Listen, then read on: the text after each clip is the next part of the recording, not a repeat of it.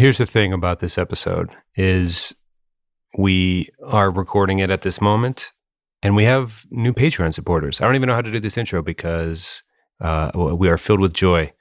That sounds like, I mean, obviously, I don't know if it was the cadence of a joke necessarily, but obviously very awkward to say or take compliments or be thankful. But people listen to the show, as those listening to the show know, because you are the people who are listening to the show. But we have been pretty humbled by this. Doing a great job, Pat. I'm just slaying this. You can take it at any moment, but I had to get the ball rolling, I guess, because I drew the short straw this week. It's my turn. Thank you to drumroll, please, club horns, etc., etc. Who's the new boss emo vet, Tom? So, well, I think I have failed to thank all the new people in the past few months.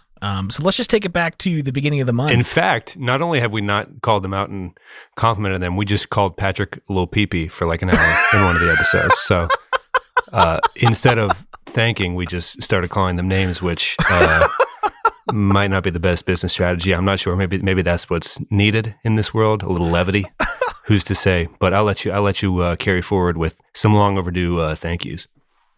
Yeah, sure. We have in the emo kid tier, we got Katie Batting, Devin Constable as an emo veteran, and our brand new supporter, Andre Prevost, who I believe goes by Dre, as our resident emo elder. You're going to be hearing their name in every episode moving forward because, gosh darn it, they really seem to like us. So thank you. We really can't tell you enough how much we appreciate the support from everyone. It's crazy that anyone signed up to our Patreon, but yeah, we're still trying to figure out, all the stuff that you guys might like to see in there. So if you have any ideas, hit us up. And if you'd like to join the Patreon, you go to patreon.com/reminiscent. I will say this, we record post shows every week. And if you listen all the way through, you know this. But if you're on there and you're the people listening to it, just let us know what you want to hear, because that's for you. And we'll be happy to oblige, maybe open up some Q&A, maybe some, I don't know, who's to say. Anyway, pretty exciting. And I think I was tempted. Well, let's just start this. You want to start the show? Should we just start it? Let's start the show.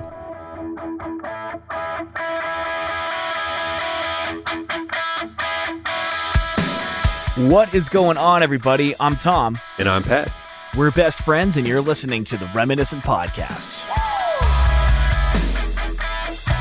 Tom, today we're going to go over one of the most ingrained in Hollywood bands that we've seen in the last 20 years. Started off poking fun, but then one of the Madden brothers married Nicole Richie.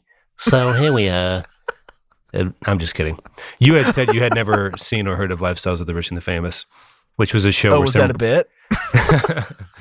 It was a bad impression of the guy who hosts or hosted, and he might be dead, rest his soul if so. But there was a TV show, Lifestyles of the Rich and the Famous, that you in the doc noted that you had never heard of. Yeah. Which the title of the song / music video we're covering today is a play on celebrity and rich culture, lifestyle, etc., etc. But I think the gist of the show was a British guy would walk through mansions. It was basically MTV Cribs, but a British guy and fancier. Gotcha. Best I could tell. Here they are on their $4 billion yacht. They went off to the Caribbean for... I thought we were doing O Canada for a second.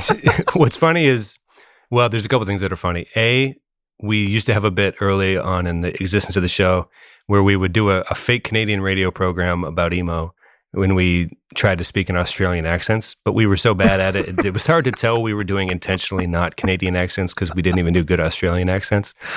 So that's where that was headed. Also, it was weird. We were reading through some newsletter item, or mailbag items the other day. We'll do a little bit here today as well. I remember early on in the show, I used to write fake ones. And if you've been around that long, props to you. We owe you our lives. But everyone would be asking pretty much exclusively about if Tom had ever taken extensive photos of his feet, I guess, basically. I was just very into Tom's feet, the fake. I think the point was that it was like obviously fake, but it brought a very weird tear to my eye to know that we actually had mailbag items from like actual people who may or may not be interested in your feet, Tom. But right, we don't have to fake it anymore. We don't. And if that's, anyway. So we're doing Good Charlotte. I think, and we were talking right before we recorded, this might be one of the first, like, I think Young and the Hopeless dropped maybe the year we were in 8th grade together or something like that. It was one of the earliest bands I remember us bonding over. Really? I remember this being one of the first bands other than Blink-182 that I even needed to like burn a CD of. It was pretty early on in the process, I feel like. One of my first front to backers that wasn't like Blink or Queen's Greatest Hits, or like one of the early dad rock radio stuff that like I was into in like 6th grade or whatever. Yeah, I remember loving their self-titled album going into 8th grade. So they were already on your map. Like they were a good band to you already. Yeah, so my sister had kind of introduced me to Simple Plan because Addicted was on the radio. And that and Good Charlotte were like baby's first punk, like in the biggest quotes ever, punk. And going into 8th grade, I was like super into that. And around the same time, I had just discovered Blink-182. I think it was actually in 8th grade. So I think Blink kind of replaced Simple Plan and Good Charlotte for me around 8th grade because it seemed more like I really want to talk about this a lot, less like posery than Good Charlotte did, which who in 8th grade even has an understanding of what a poser is. But do you just want to dive into it now, dude?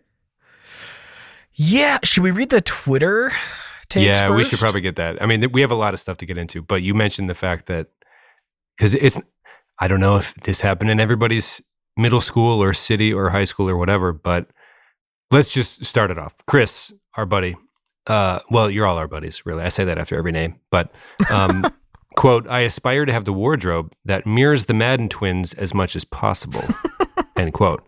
Much respect. But also, I think, they didn't shy away from the quote unquote punk thing. And this is right around the time when Hot Topic was finding out that like Ramones t-shirts from the decades prior were selling really well. And I'm guessing maybe 2% tops of the people wearing those t-shirts were like deeply familiar with like the dynamics of that band and family and everything like that. Do you know what I mean? I don't know. I guess the question I'm dancing around is, did Good Charlotte deserve or even really have a poser label in terms of the way the spiky hair and kind of overdoing it? I think I'm hinting at my own biases here where I think maybe that's possibly true, but I'm definitely curious to hear what you have to say. Because I'm not hating what Chris is saying. They're definitely going for it. It's super fun, definitely Hot Topic-y, gel in the hair. It's like, hey, remember what punk was? This is it now again, kind of, I guess. Except that the music didn't really reflect that. I think that was what most people had kind of a problem with, question mark. Yeah, I mean, I think it's safe to say that anything that has commercial success is going to be a watered down version of its own roots, right? Like punk music is never going to sell 3.5 million copies. Like everyone hates Green Day now, but it's like, grow up, off. I mean, right. But also like, so if you write a song where you like decapitate the dad that you hate and it's only 1 minute and 50 seconds long, then it's like genius art.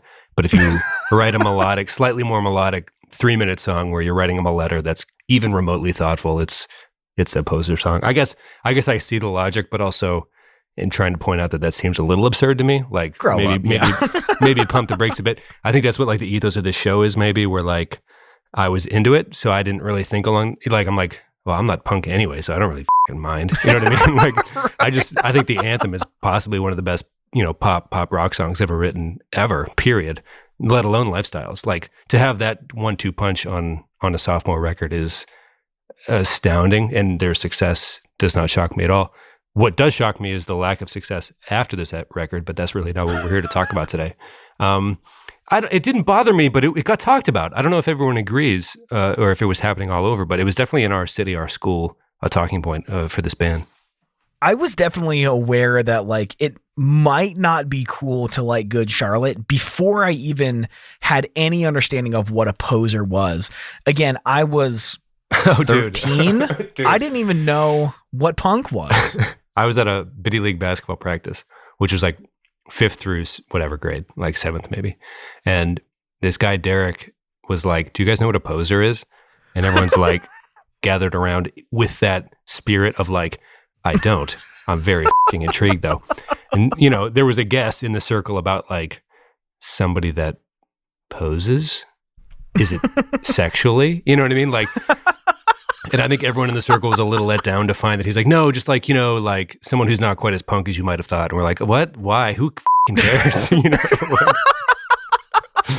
Like to me, because he said it so sheepishly, like he was like exposing an insider secret to the porno industry or something like that. But it was like, no, it's just somebody who like might not be as hardcore of a punk as maybe they're letting on with the way they dress and things like that. And then like Good Charlotte was discussed at that point forward. But I was like, it was the most like 12-year-old sleepover situation ever. You know what I mean? It was just like, yeah, dude, I totally know. Not only do I know, I like have studied it like there's a case study I'm working on. It's really intricate. Like, no, I'm if you guys could, I'm just curious if you guys know enough about it. I'm curious to hear what you think it is so I could correct you later if you want to go first. I just remember that's the first time I even heard the word and I was like, this is so fucking stupid. I don't know. And this is how different we are. I was very concerned about this. I was like, oh my God, is it not cool to like Good Charlotte? Because I fucking love Good Charlotte.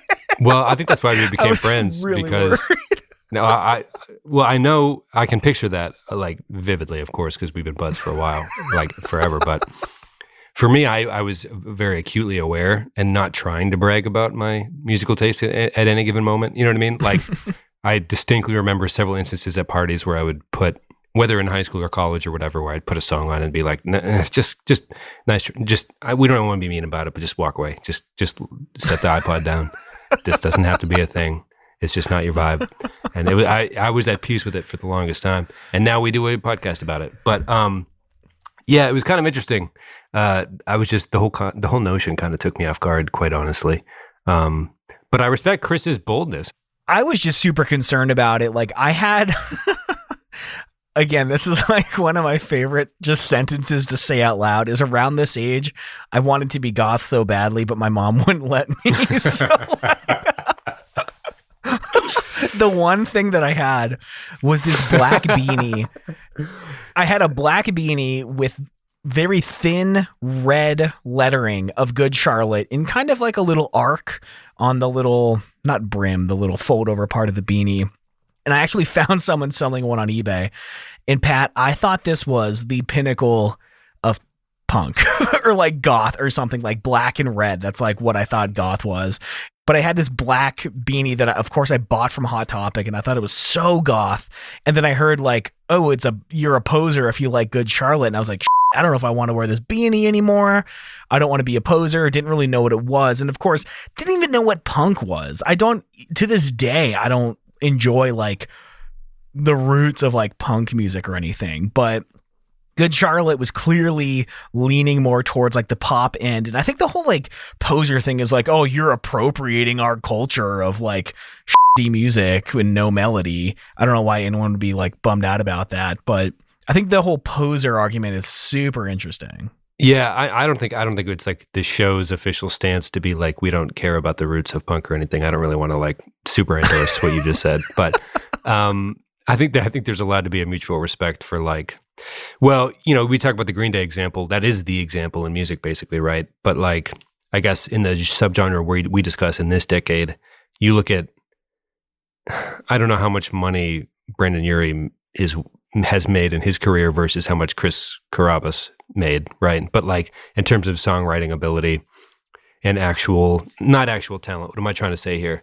The victims of coming in on the beginning of something and the winners of coming in right in the middle of something and the weirdness of being involved with the end of something. Do you know what I'm trying to say? Like, yeah. I don't know. Green Day is just like kind of this like passing Weezer joke now, which is so fucking unfair and weird to me. You know, it's not like they couldn't, from what I understand, adore what their influences were more, you know?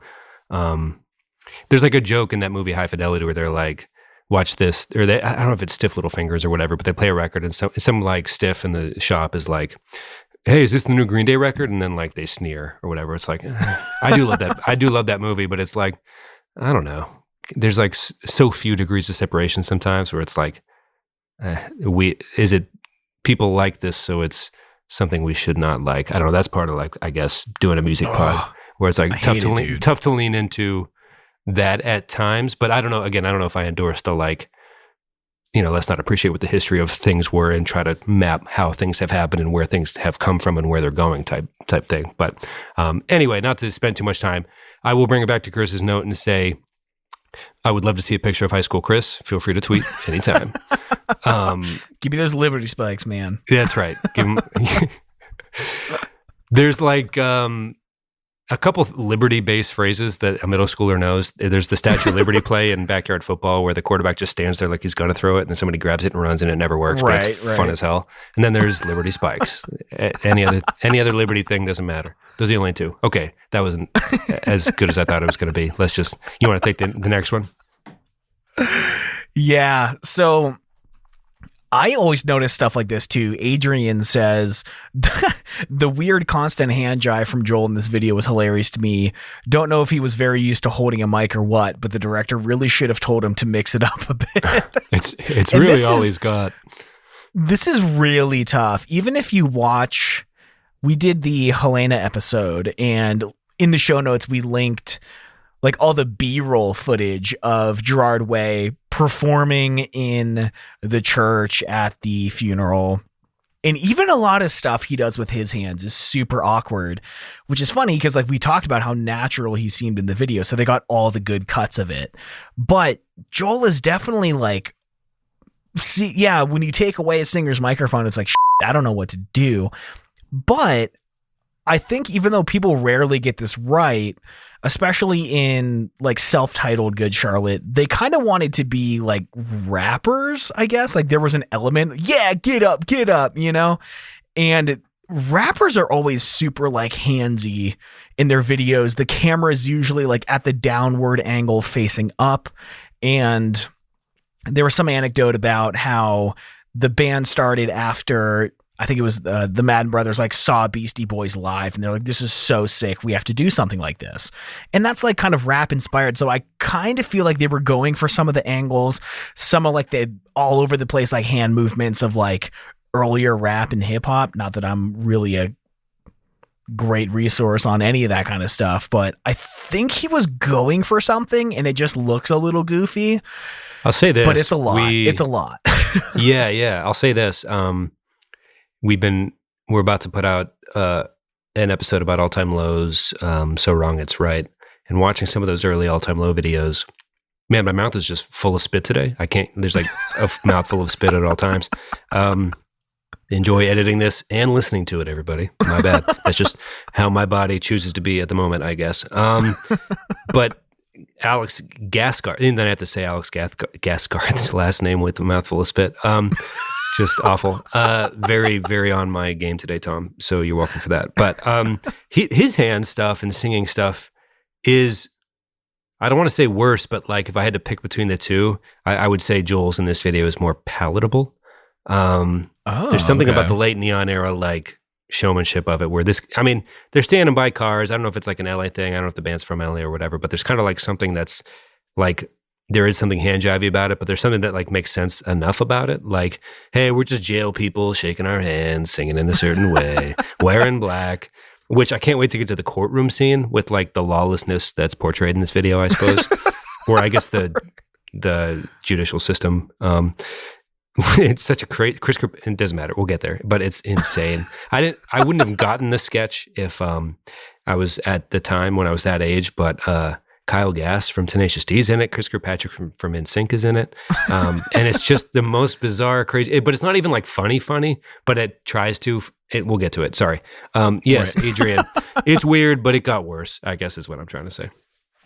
Also, I do want to say the band is from Waldorf, Maryland, Naptown, worldwide. So they're not from LA. They were just trying to like, because there seemed to be like a Southern California thing that the video was going for. This and the anthem, maybe more the anthem. But so doesn't feel super Maryland to me, but maybe they were trying to paint a different picture. I'm not sure.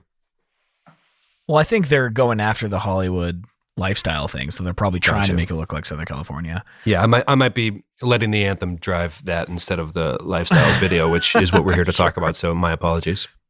I want to quickly give some fun facts because there's let's keep it fun. Let's keep it fast. Let's keep it fun. Let's keep it lively. Let's get fast. Let's just Tom. Who even gives a heck? Let's just. I don't give a. Let's just let go. Let's just let go. Let's just do it.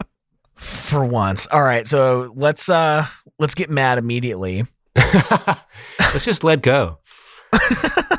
And get filled with rage. Joel apparently says that he and Benji wrote the song in 10 minutes on a park bench. Oh my God. Oh, dude, I have to ask. And listeners of the show will probably know what's coming. What's more impressive? Lifestyles of the rich and the famous in 10 minutes or I will follow you into the dark in 20 minutes? This might be more impressive. 10 minutes? No. I Will Follow You Into the Dark was written and recorded in 20 minutes. Okay. Little different. That's different and wild. But 10 minutes, dude. There's so many references to like coked up DC mayors and stuff. References I definitely didn't get at the time. Oh, dude. Jinx, you owe me a motherfucking coke. The whole second verse was lost on teen me for sure. Pre-teen me. 10 minutes. I got to say, we don't have to drag Ben Gibbard into this, even though I would love to mention him every episode. That's crazy. That's not a bad use of time. A very efficient use of time. I mean, because how many millions do you think this brought in? They said themselves to change their career. I always ask Jessie, my wife, before I come in. She was like, "It definitely put them on the map." She was talking about this. That was one of the few songs. Definitely one of their songs she's super aware of. Right. Yeah. I mean, my sister loved this song. Which, in order for my sister to love anything at the time, it had to be super top 40 to get our attention at all. I mean, it was like. That's all we had was Star 104 in Erie, Pennsylvania. That might be why people hated it, man, because late emo in the 2000s stuff, as we've realized, like when Haley Williams comes along and Brendan Urie and all these like superstars, they just come in and crush it, and Fall Out Boy and all them. They just like hit the charts, and it's not like, oh, wow, that's cute. They got a platinum. Like, wow, this did sell pretty well. They're just like, just raking it in. Maybe Good Charlotte was like, everything. Yeah, Good Charlotte was like, hey, we're punk.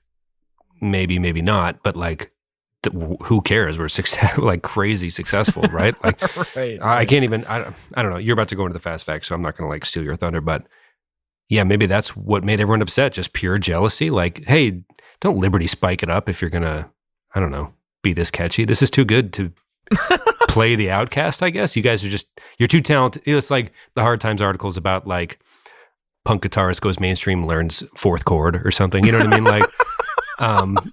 Like that. Like, I just don't know what the qualms are, but yeah, I would imagine jealousy fueled a lot of that, especially given the Hot Topic rancid t-shirt stuff at the time. It's just like who was who and what was what identity, etc. as teens. But sorry, I keep railroading your segment.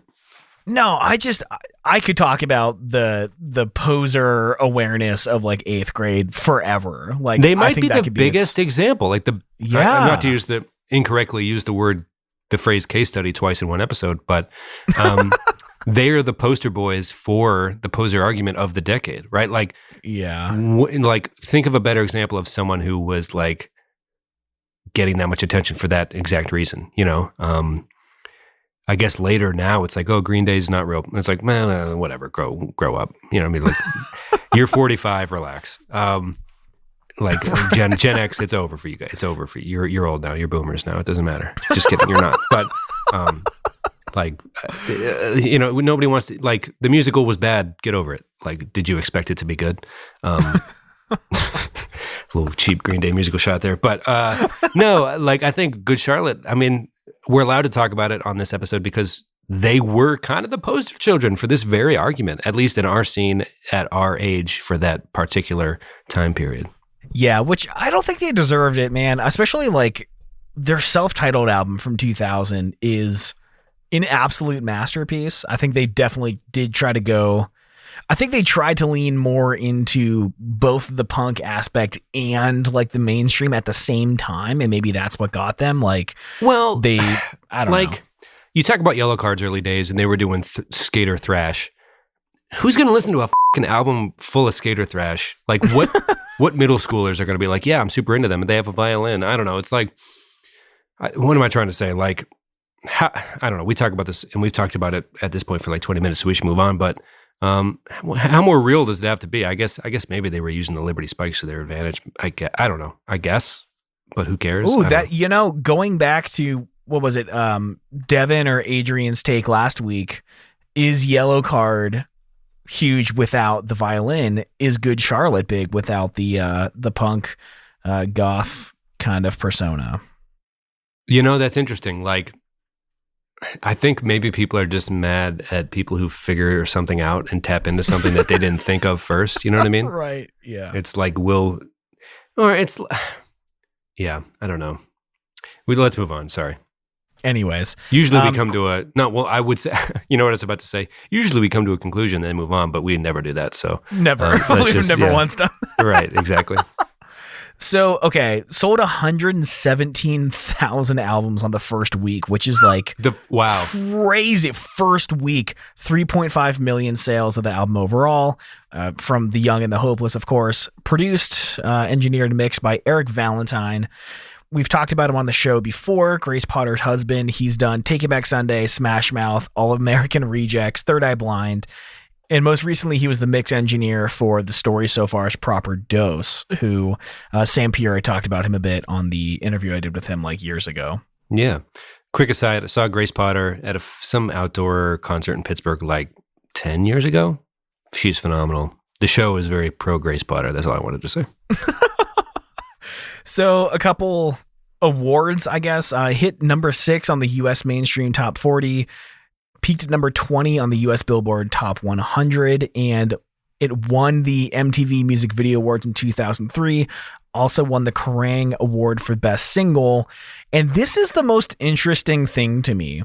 We hear a lot of stuff about, especially like lately, about Trump using artists' music in his like walkout for events and get sued, this and that. Okay, listen to this. A version of this song was used as theme music for the Glenn Beck program early in the 2004 presidential election season. And it gets even weirder. But due to political differences with Good Charlotte, Beck was forced to replace the song with an edited version of Rage Against the Machine's Killing in the Name of. I'm sure Tom Morello was super on board with that. I imagine they had to renegotiate that as well.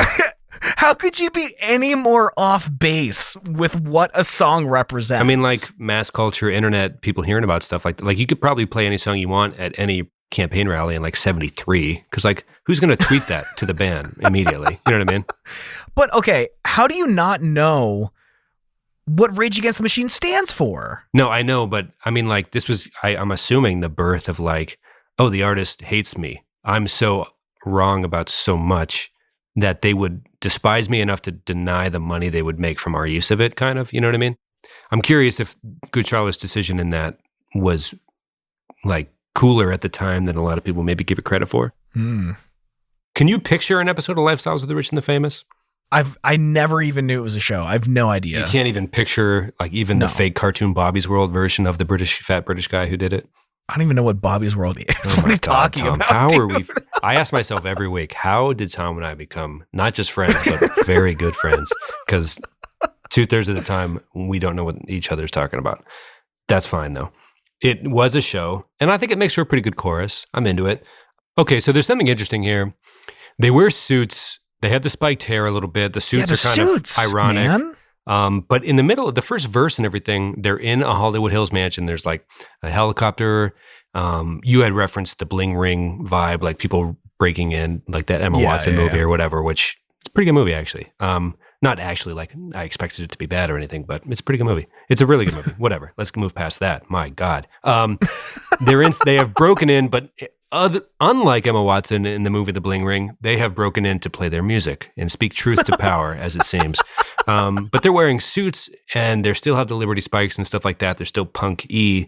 And one of my notes was like, and we've covered this too extensively to get back into it, but they're not leaning into the punk thing too heavily here. They're wearing suits. It's kind of ironic, whatever. But there are little punk motifs when they like pause on certain words in the first verse, and they'll have like black and white cut out of magazine lettering to like show the ransom, yeah, like the ransom note thing, which is I would call that a like pretty standard punk motif at this point. And although they're wearing suits in these beginning shots, they're definitely leaning right on in to whatever they were trying to do the whole time. Which again, it sounds like to us we don't really have a problem with it, but they're setting that up pretty early.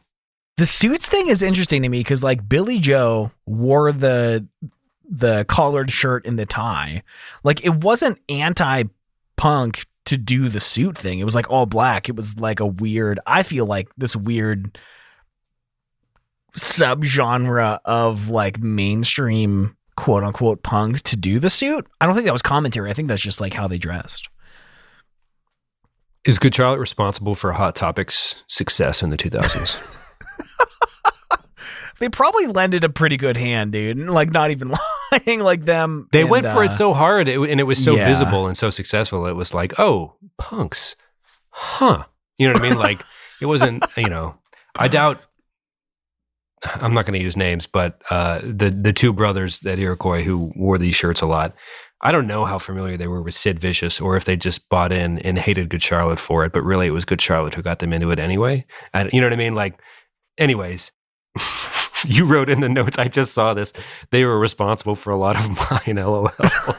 A lot of my Hot Topic sales. Yes, exactly. Dude, I bought like shoelaces with flames on it and like the Hot Topic or Nice. like the wristbands and the beanies and all kinds of back when the logo was still like flames or whatever. God, Hot Topic was the coolest back in 2003. Yes. And it was only cool because my mom was so afraid of it. She would like walk on the far side of the mall when we walked by it.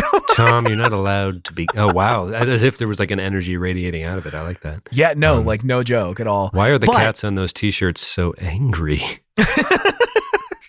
Do you think that the little ransom letter things, did it add to the mood or did it detract a little bit? Okay, I'll say this.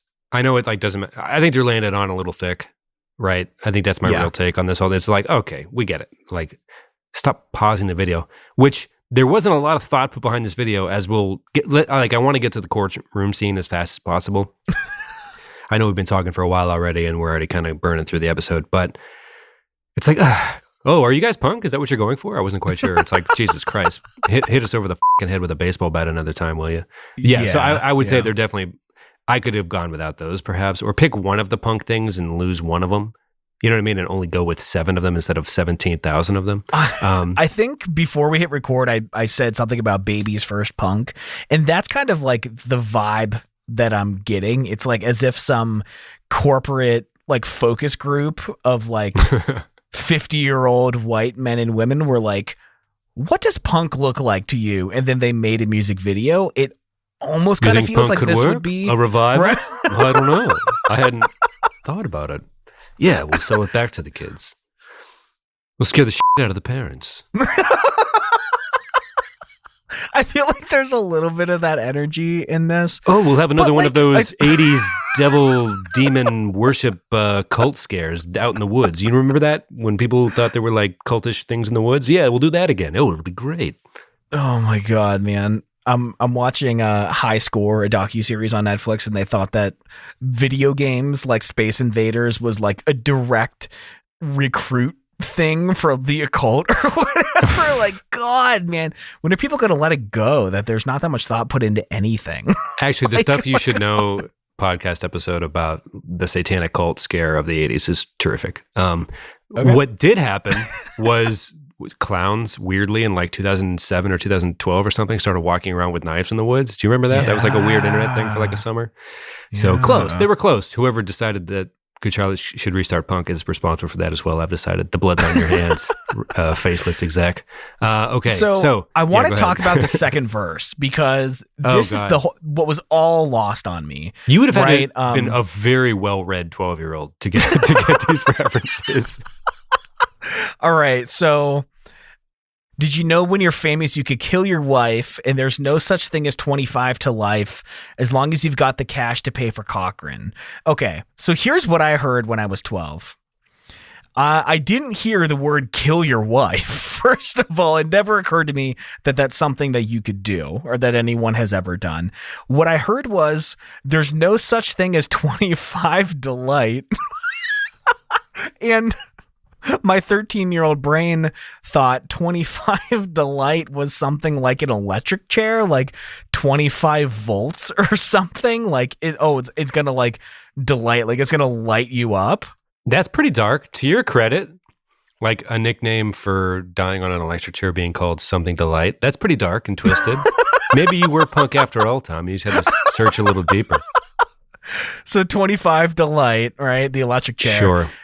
As long as you got the cash to pay for conquering something. Yeah, I didn't pick up on Cochrane at all because until like yesterday. It would take another full decade at least, maybe 15 years or so, for there to be that one summer where there was like 2, maybe 3 very well-funded documentaries and docuseries about this. And they were all so good. And they were all very riveting. And I think David Schwimmer was in one of them. But what? Just terrific. They were all really good and, laid out why that case was so big and important. But yeah, at the time it was like, okay, not sure what that's all about, but I'll keep listening. And then they dive right the into a DC mayor crack cocaine scandal that I also did not quite pick up on, or like, I'm not. And that could be because they say what's kind of confusing about it is if you were caught and you were smoking crack, McDonald's wouldn't even want to take you back, but you could always run for mayor of DC. And here's something I want to talk about.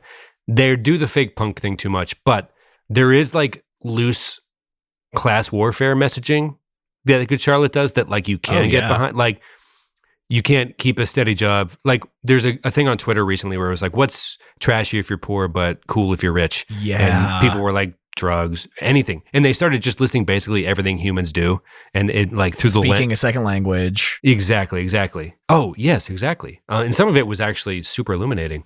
But the drug use and stuff was, anyway, for my young teen brain, I did pick up on that being like, okay, I think I'm picking up what they're putting down. That doesn't seem super fair. I didn't hear the McDonald's line, but reading this back, honestly, this might be one of the best verses of this entire decade. Like, very good. There's definitely a body count. Like people, like rap is usually the genre where there's, like, oh wow, this person went in, there's a body count. There's like, they're taking people out. They take pretty specific shots at Johnny Cochran and whatever DC mayor that would have been. And it fell on how many deaf ears, I wonder, of like 12-year-olds that were begging their moms to get a little closer to Hot Topic, just to peer through the windows. Anyway, though, here's a question. Did Good Charlotte radicalize Gen Y? I'm not sure. Or millennials. Were millennials first radicalized by the Madden brothers? It's hard to say. It's hard to disprove, which is what this show's all about, just saying stuff that is too zany to even really care about enough to dig that much further into. Okay. Can we just get to the courtroom scene? Can we skip ahead? Well, not skip ahead. Sure. I think we're up to it. They go to jail. They get arrested. They are found in this bling ring mansion style break-in in the Hollywood Hills. They're having their suburban thrills, et cetera, et cetera. And they come into the courtroom, and what I think is a very smartly funny, like they call it trial TV, like an anti-Judge Judy like courtroom show parody. Right. I was like, this is fucking funny. This is funny. Yeah. I was very into it.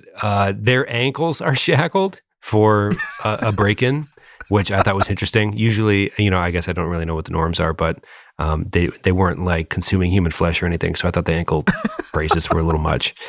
But they were also allowed to wear their street clothes and like gel their hair the way it was when they got arrested. So they were like, no, you guys, this is only going to be on TV. So, do your thing hair wise, but the ankles are going to be shackled. It's just part of it. So it's like, there's just definitely some inconsistencies there with the set design, in my opinion.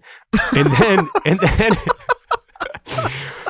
then Kyle Gass of Tenacious D fame comes in with like, I guess the prosecution's main argument or the state's main argument, which is, or no, actually it's Chadwick B. Merriweather's attorney, I'm sure, who is played by, we'll get to that, but he's like, that is not music, I object. So it sounds like to me, the main issue at hand here is not the break-in itself, but the style in which they dress and the style of music they were playing once inside the home they had broken into. That is not music, he proclaims. I object. And then the bailiff just pushes one of the Maddens down while they're in the stand, just like assaults him. And he falls because he has his ankles shackled for no reason. Anyway, then you cut to another scene. And at this point, there's no music, right? It's just like a courtroom TV. We're just living in an episode of Trial TV, which is my new favorite TV show. Kyle Gass, please state your name for the record. And then it cuts to fucking Chris Kirkpartrick of NSYNC fame. Arguably the oddest NSYNC member, I guess. I don't know, just like kind of the most ill-fitting, maybe. No offense, but I don't know. The rest of them are very handsome fellas. And he's not even a bad-looking fella. I don't even want to take it there. But for him to be cast in this role was quite something in terms of like 2,000 sentences you get to say on this show. Right. And he plays the following character. Kyle Gass, state your name for the record. And then Chris Kirkpatrick says, Chadwick Merriweather Harding. There's a dramatic pause, and then he says, the third, which is so fucking funny. I don't know if it's Good Charlotte or the director trying to be like, this is a rich guy for sure, but I guess it's all parody because it's trial TV anyway. I'm not sure like if they're laughing at us or we should be laughing at, it's like they're going to laugh at us because they're going to think it's this, but really we're laughing at them because it was parodied to begin with. So I don't really want to come down on either side of this, but it's fucking great TV regardless for me. And he says, the third. Yeah, the third. And look at the way they dress. They have a horrible fashion sense. So far, the two charges leveled against them by the prosecutors have been A, it's not music, right? I haven't heard a break-in charge quite yet. Look at the way they dress. They have horrible fashion sense. So their crime so far is being a Hot Topic punk, not even a real punk. No theft or anything like that. Nothing like that. No grand larceny or anything like that. And then they cut to Gass again. Kyle Gass is doing a real Michael Clayton thing here. He really needs this case. You can really tell. And then he says, isn't it true that the accused treated you like a dog? And then it cuts just to a fucking dog on the stand. Just looking all cute, licking his lips and stuff, which is, to me, that's just high art. Because at this point, it's so absurd. Because remembering that the music video started with like little punk motifs, like punk, right, streets, living on the streets, like punk magazine cuttings. And then it's like Kyle Gass doing like basically a Conan, like the insult comic dog bit, basically, but lamer, or not lamer, but like less. It's the best thing that's ever happened to me on this show. And I mean that. Being able to just consume this music video, because I hadn't seen it really in full or understood what it was until this week. I needed this, I think. Like I needed one of the Tenacious D members to look at a dog on a stand in a fake Good Charlotte court case trial TV music video scene and say, is it true that they treated you like a dog? And the fact that it was a dog was... I'm going to go to bat for it. I think this is the greatest music video possibly of all time just for this exchange. Yes. Hottest take ever. No, I don't know. Like most enjoyable. I don't know. I'm grateful. Maybe not the greatest music video of all time. Gonna have to tweet a Hoobastank and let them know they've been dethroned. Well, oh God. You know what? I take it back. I take it all back. Sorry, Hoobastank. Sorry. I'm sorry. You're going to be mad because I'm so excited about Kyle Gass's involvement in this that I keep bumping the out of my mic stand. So I apologize for the editing process and what that's going to look like. You had an interesting fast fact anecdote, middle of the show fast fact, about the dog itself, though. Oh, yeah. Apparently the dog was Benji's dog, whose name was Cash Dog. One word, CASHDOGG. Which is so funny. Apparently he bought the dog with his first ever band paycheck when the band got signed in 1999. So I thought it was cool that he put his dog in the video. Even cooler that the dog's name is Cash Dog. Cash Dog with 2 G's, which informs the motifs of the Anthem video, I would guess, in terms of him wanting to be a rapper early in the career or something like that. It seems like that corner of the music industry owned the use of 2 G's. Maybe I'm overanalyzing that, but good for Cash Dog. What a good boy, cute boy, good boy. The court adjourns. It's chaos. There was like they're found like not guilty, right? They are found not guilty because they are truly punk. So there you go. Jury's I no thought- longer out. The jury's in. Good Charlotte are not posers. They're real punk because they weren't guilty in this video. I thought they were not punk enough to be guilty because a real punk would have done it. No, a real punk would have stayed in jail on principle. Yeah, we'll take your clothes, cash, cars, and homes. Just stop complaining. And it ends in the halftime. The bass guitar is real barky at the end of this. I love it. Am I right that it's drop D? Probably. I mean, I can look at the tabs right now, but probably. Here's an interesting take. Did Cartel take a page out of Good Charlotte's book when they just wrote songs that ended with the same chorus but slower and more intense? At halftime? Yes. Maybe. Oh, wow. I'm just saying, does Good Charlotte deserve way more credit? Yeah. Right. Take your poser arguments and shove them. Good Charlotte was good as hell and deserves your respect. I love them. I will always love them. They write good music. I don't freaking give a heck. Whoa, dude. Watch your mouth, dude. You don't want your mom to think you're goth. Great song. The video it starts off a little rocky by trying too hard, and then it eventually feels like it gets in on the joke, which is like a little confusing of what is really going on. Yeah, here. it sucks. It sucks because they don't let you.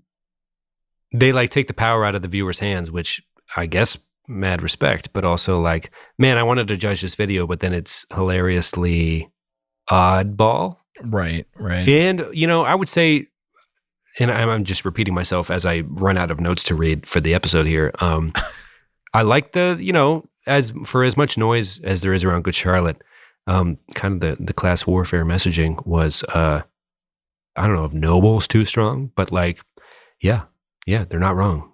Where's the lie? They've got receipts, as it seems. Right. I mean, it's a well-written song. I mean, they can write a good song, clearly. They sold many of them, but I like it. I don't, being older, closing in on 30, I don't really give a shit if anyone thinks I'm a poser or my taste of music is bad. My taste of music is awful. I've done how many episodes on emo and pop punk, and I think Metallica and the Beatles aren't that good. Like, nothing I say matters. So I can now, at the ripe age of 29, finally admit that I absolutely love Good Charlotte and not be afraid of it. And I feel good about that. It's liberating, Pat. I encourage you to express the same thoughts if you have not already. What I want to express is that we talked about so much stuff this week that I'm going to need to think about what was said and what needs to be bleeped and what needs to be cut. Because we covered more topics than we usually do. We are being re-radicalized by the Madden brothers. I swore it would never happen again. But here we are. Oh God. Well, I'm good if you're good. I mean, we can have have a tight one. Yeah. Let's give a song of the week, and I'll go first. Get on out of here. All right. I've got one this week, which is not a joke anymore because we're like more prepared than we used to be. It used to be a joke where it's like, oh, it's funny how much we don't give a shit about the show, but we've actually been working really hard for like 2 years now. Well, more years than 2, but like really kind of honing in it. It doesn't matter. You don't want to hear that stuff. I'm going to go with the new Killers album, Imploding the Mirage. I'm very excited about this new Killers album. I know Tom doesn't like the Killers quite as much as I do. I like twist his arm every once in a while to do a Killers episode on this program.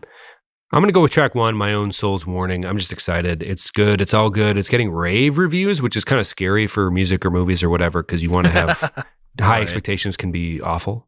But I'll just go with track 1 because I've liked them all so far, and I'm excited to kind of dig in further, which I think it's out by the time this is released, or just is out at the time of this recording. But new Killers, life's all right. I don't know. It's nice when new music comes from bands you like. It's a special feeling. Yeah, Seaway is putting out singles for a new album, and they put out the first single, Big Vibe. I don't think it starts incredible, but then they have the pretty fat hooks that Seaway is good for. Some of that nostalgic pop punk, really big halftime choruses. And I like it. I'm excited for their album. I didn't really love Vacation, but I'm interested in diving into a new era and seeing what they come up with. Same. Big same. Yeah. Well, all right, man. It felt more like the old days to talk about Clowns in the Woods and other stuff in the middle of a different episodes. Well, I think it speaks to the music video itself being hinged on a pretty weird NSYNC member skit, which I loved. But it's kind of like we've hit those music videos where we're like, oh, I guess this seemed like something that would make for a good episode, but it's really kind of a one-trick pony, which I guess this kind of is, because you get a couple, magazine cutout shots, and then all of a sudden Chris Kirkpatrick's calling himself Chadwick Merriweather III or whatever the name is. The third. Anyway, thanks to everybody for everything all the time, and also sorry to everybody for everything all the time. All right, let's go to the post show for the Patreon Let's supporters. do it. Let's love you all. Out of here, man. All right. Love you, dude. Bye. So long. Farewell. Auf Wiedersehen. All right, everybody, hit us up on Twitter @_reminiscentfm. Let us know the first time you heard Good Charlotte and if you thought they were posers or not. Biggest question this show has ever asked. Are you a poser for loving Good Charlotte? I know I don't give a shit either way, but we love you so much. You can head over to the Patreon post show at patreon.com/reminiscent. But please just hit us up on Twitter. We love talking to you. It's the best part of the show. Stay safe. We'll talk to you all next week. Love you so much. Bye, everyone.